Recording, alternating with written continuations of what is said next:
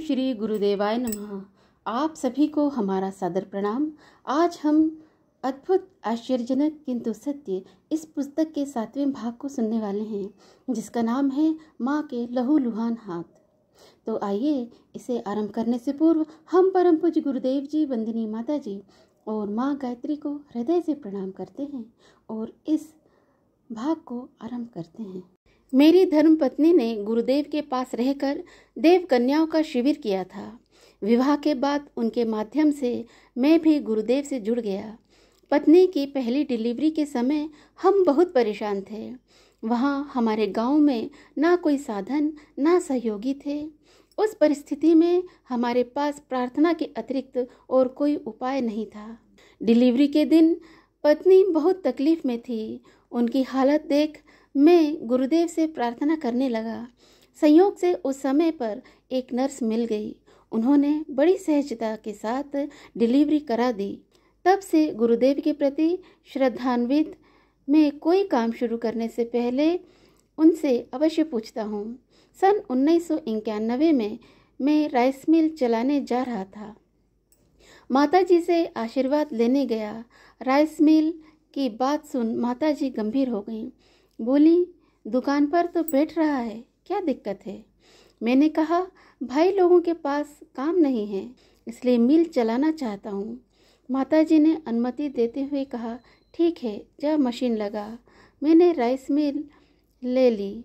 ठेके में काम शुरू किया, लेकिन साल भर में लगभग 6 महीने मिल बंद रही। उसके बाद बहुत काम भी नहीं हुआ, फिर भी उस साल नुकसान नहीं हुआ। दूसरे साल अच्छी तरह मिल चला सकें, इसके लिए फिर आशीर्वाद लेने गया तो माता जी ने कहा, इस साल चला ले, लेकिन अगले साल मत चलाना। इस साल भी ज़्यादा काम नहीं हुआ, लेकिन नुकसान भी नहीं हुआ। तीसरे साल यानी 1993 में मैंने खुद अपने दम पर मिल चलाया। इस बार 4-5 गुना अधिक काम होने के बावजूद मेरा बहुत नुकसान हुआ। करीब 20 लाख रुपए का नुकसान हो गया। इसी साल मिल में एक दुर्घटना हुई। राइस मिल बॉयलर फट गया। लगभग 20-25 मजदूर काम कर रहे थे, किसी को कुछ नहीं हुआ।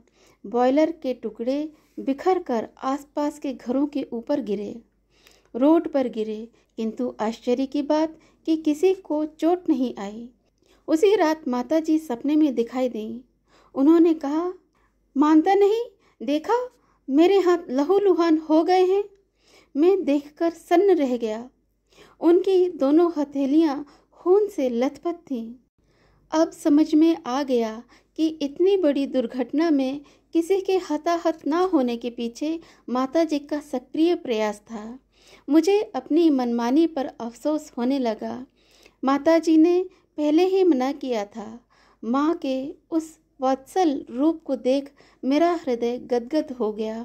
आज भी उस क्षण को याद करता हूँ तो आंखों में आंसू भर आते हैं। इसकी प्रस्तुति पुरुषोत्तम सुल्तानिया की थी, जानकी ज्यापा, जो छत्तीसगढ़ से हैं। तो आज के लिए केवल इतना ही।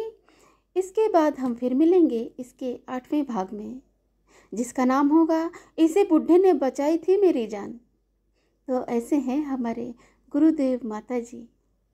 तो क्यों ना हम इनके कार्यों को हृदय से पूरे समर्पण के साथ में करें। यदि मुझसे कहीं कोई भूल या चूक हो गई है तो कृपया आप उसे क्षमा करें।